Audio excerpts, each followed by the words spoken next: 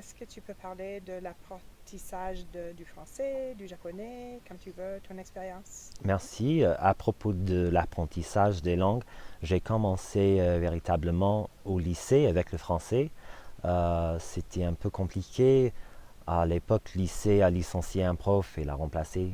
Bref, moi j'ai continué, j'ai poursuivi avec les concours à SUU qu'a organisé professeur Leahy. Moi j'ai pu faire des petites compétitions qui ça m'a apporté un sentiment de réussite un peu.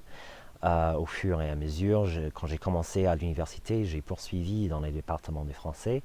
Donc ça a fait aux États-Unis à peu près 6 ou 7 ans d'apprentissage de la langue française, à partir duquel, quand j'ai reçu mon diplôme, je suis parti quasiment directement en France, à Paris.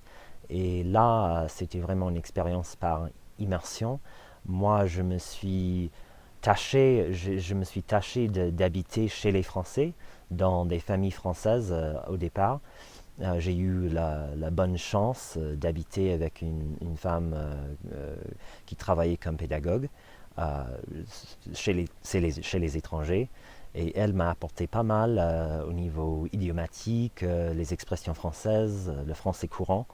L'apprentissage à l'école, c'est un peu différent puisque c'est plus littéraire, c'est plus un français qui est commun.